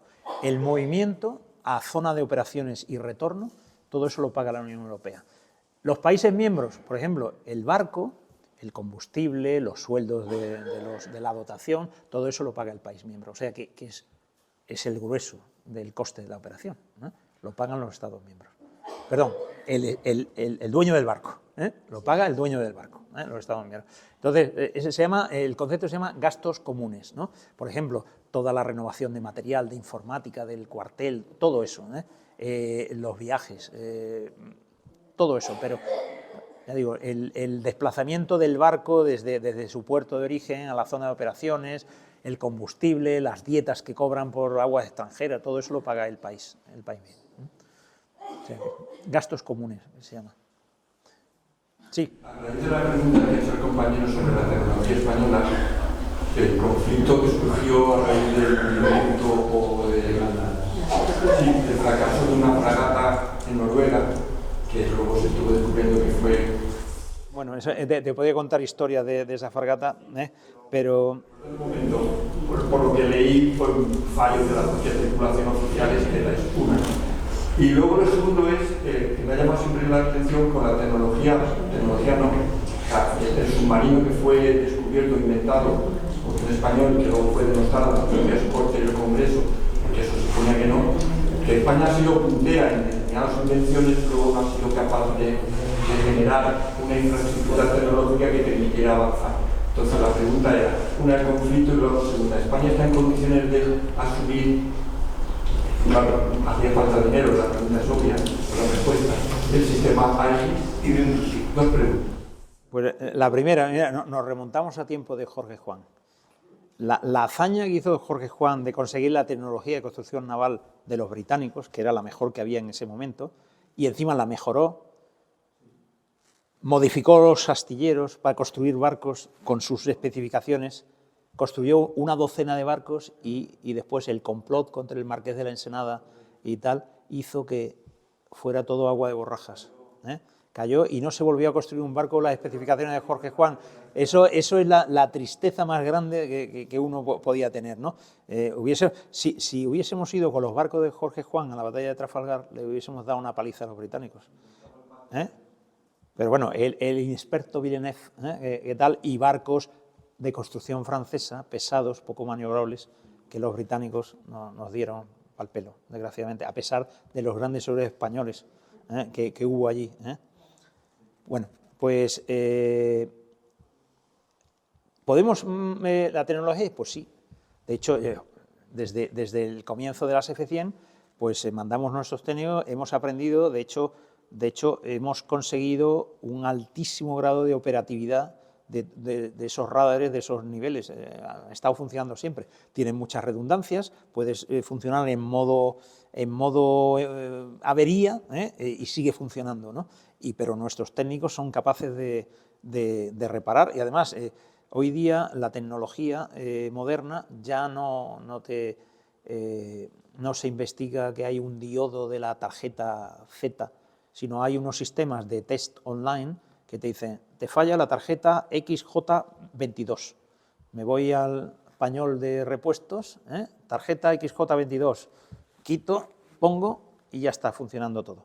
Antiguamente pues se miraba el condensador, un condensador fundido, alguien sabe, tiene un soldador y tal, y lo hacían. Ahora no, ahora la tecnología es, los sistemas se están autochequeando continuamente, un sistema de chequeo online, se llama BITE, Built-in Test, Built-in Test, y tal, y te dicen qué es lo que está fallando, ¿no? Entonces, pues eso es un avance grande, ¿no?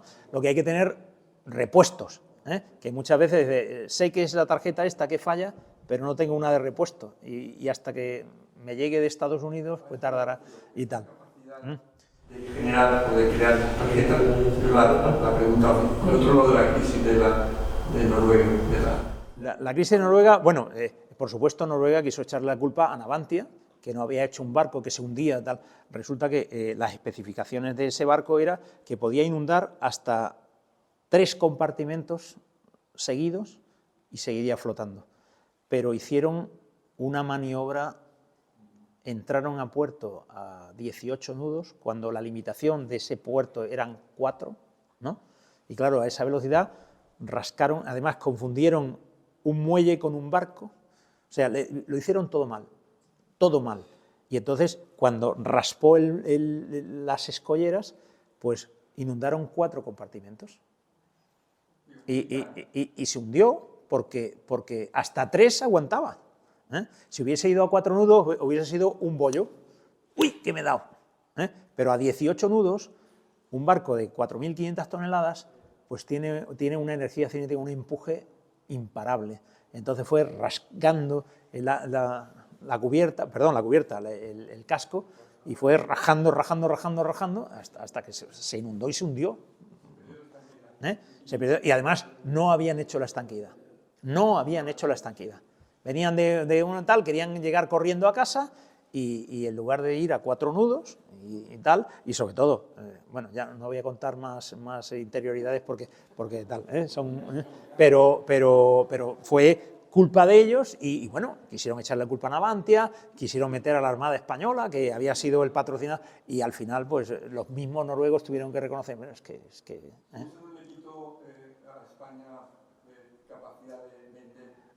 Hombre, se puso en duda, lógicamente. Era un barco de exportación que se diseñó especialmente para los noruegos. No hay barco como ese. Claro, la F-100 era, digamos, la hermana mayor. Esto era un sistema EGI, el Spy 7 era mucha menos capacidad, menos tonelaje, menos desplazamiento, menos eslora, tal, pero bueno, un barco capaz, y bueno, pero claro, si haces la burrada que hicieron, pues se hundió. Vale. Una pregunta sobre el tema de las impresoras que van embarcadas. Bueno, las impresoras 3D, ¿te refieres? No están embarcadas, están en rota, en el centro de mantenimiento de la fuerza, ¿no? Entonces allí, ¿qué ocurre? Ahora mismo con esas impresoras se hacen verdaderas maravillas. Claro, no se imprimen circuitos impresos, ¿no? Pero piezas mecánicas de todo, ¿no? Que muchas veces hay que esperar que una pieza muy particular, que es de un fabricante de no sé dónde, que tienes que esperar un mes a que te llegue, pues ahora se puede imprimir. Y eso va a ser, eso junto a la tecnología del gemelo digital, que habéis oído hablar de ello, pues va a ser una revolución. Bueno, el gemelo digital es como si tuvieras, muchas veces el barco sale a navegar y tiene la dotación que tiene, ¿no? Y ellos llegan al nivel de mantenimiento se llama primer escalón. El primer escalón es los que pueden hacer la dotación del buque. El segundo escalón ya es un nivel del apoyo de tierra, y el segundo y el tercero y el cuarto ya es la industria privada, ¿no? Entonces, tener un gemelo digital estás viendo el funcionamiento del barco en un laboratorio, en tierra, y estás viendo, y a lo mejor llamas y dices, oye, tienes la bomba de refrigeración número 4, tiene una vibración que se te va a romper en 2 días, Y así es, ¿no? Y lo están viendo desde tierra. El barco está mandando por satélite la información en tiempo real al gemelo digital. Entonces, todo lo que pasa en ese gemelo digital es lo que está pasando en realidad en el barco. Y entonces se pueden detectar las averías porque 2 ojos ven más que 4, más que 1 y 8 o 10, y todos los técnicos de mantenimiento de segundo, de tercer escalón están mirándolo. Entonces va a ser un avance importante en el tema de mantenimiento. Yo tengo una curiosidad. Hablamos de los piratas como un ente sin nombres y apellidos, pero tienen que tener nombres y apellidos, y una estructura y una jerarquía muy organizada. Pero no he hablado de eso. Claro, pues ya que lo preguntas, pues eso sería interesantísimo para cuando mira, hay 3 grandes clanes de piratas en la zona de Somalia, ¿no? En Garakat hay una serie no he mencionado nombres de ciudades ni de campamentos piratas, porque tal, ¿no? 3 grandes clanes donde hay el jefe del clan y, bueno, por supuesto, el reclutamiento es muy sencillo. Llegan a los pobres chavales con 18, muchas veces tienen 18, 20 años, son chavales, le dan un puñado de cat, que es la hierba esa que mascan y se quedan ahí un poco tal, y si consiguen comprarse un AK-47, un fusil, lo reclutan y dicen, mira, si capturas un barco pirata, un barco tal, pues te voy a dar, imagínate un chaval que le da $1 al día, pues te voy a dar $10.000, ¿no? Vas a ser el rey del mambo 3 veces. Pues el reclutamiento es muy sencillo, pero la infraestructura, por ejemplo, ponían antenas de ICE para la detección en la costa, en las playas de los piratas, para detectar a los barcos. O sea que, claro, el dinero paga la tecnología, lógicamente. Lo mencioné de pasada allí en el café. La negociación de los rescates de los barcos que han secuestrado lo hace un bufete de abogados de Londres. O sea, imagínate la relación que tienen. Entonces capturan el barco, llaman al bufete, oye, mira, el armador de este barco es Shipping Company, bla, bla, bla. Contacta con ellos y le dices que queremos 10 millones de euros. Y así, ¿no? Entonces, el clan tiene una jerarquía, los jefes, después están los piratas en sí, que son muertos de hambre, que han captado y tal, que su vida no vale nada. Y si los indios le pegan 7 tiros y los dejan flotando en el mar, a nadie les importa, ¿no? Y siguen captando, ¿no? Porque si consiguen secuestrar un solo barco, ya... Entonces, eso, hay redes, clanes piratas y zonas... los campamentos piratas antes había muchísimos, ahora son menos, pero sigue habiéndolos y están activos y tal. Entonces esas vigilancias con nuestros aviones que operan, no he dicho, el avión opera desde Djibouti y recorre toda la costa de Somalia y hace pues informes fotográficos de inteligencia de los movimientos en la costa, con el dron, cuando nos acercamos con la fragata, pues toda esa información se va captando y dice, mira, están a punto de salir a la mar, ¿no? Se ve movimiento de tanques de combustible, las embarcaciones la acercan a la costa, normalmente no tienen motores y de repente empiezan a tener los motores puestos y tal. Hay una serie, se llama tripwires, son pistas que nos informan de que puede haber un ataque pirata en tal. Pues ya digo, es toda una red que funciona con una jerarquía y ya te digo, la negociación desde Londres. O sea que es inicialmente... como dije, la venganza de los pescadores contra los barcos que esquilmaban sus recursos, pero cuando secuestran a un petrolero, eso no esquilma los recursos de Somalia, para nada, ¿no? Pues, y sobre todo a 1000 millas de distancia, ¿no? Es un negocio muy, muy ventajoso para los piratas. Añadiría eso que no solo están los abogados en Londres, sino que los jefes de los clanes están en Londres. Bueno, pues eso, claro, de los 10 millones, ellos se quedan con 9, y el otro para... menudencias. Y la formación que se le da a la costa, digamos, sí que ha servido, me refiero. Claro. La verdad que, por ejemplo, hay un estado regional de Somalia, que es Puntlandia, que está tratando de desarrollar su policía marítima. Tiene embarcaciones muy pequeñitas, pueden pues, patrullar 2 millas de la costa, ¿no? Poca cosa, ¿no?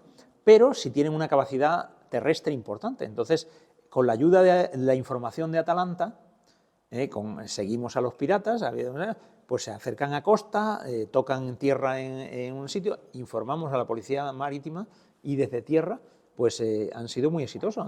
Nosotros detuvimos a 6 piratas y ellos detuvieron en tierra a 47, ¿no?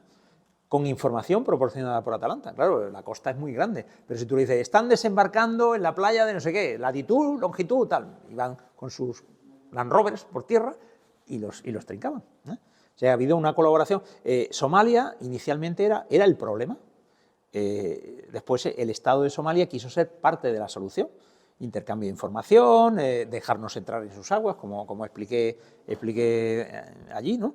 Entonces, ahora hay una buena colaboración. Y, por ejemplo, la oficina de Interpol de Mogadiscio, pues toda la información que recopilamos de distintos delitos y tal, se les pasa a ellos.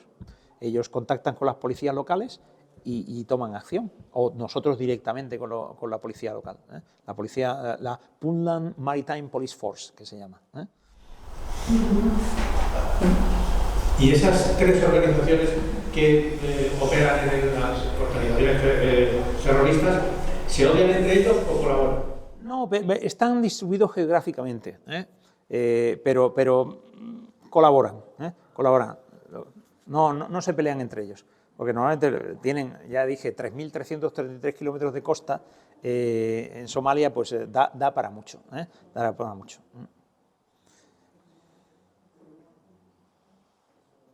¿Alguna pregunta más? Pues nada, oye, qué audiencia más docta e interesada. Me honra haber dado la conferencia porque la verdad que no solo darla, sino la calidad de las preguntas es muy importante. Da muestra de la calidad de la audiencia y sois una gran audiencia.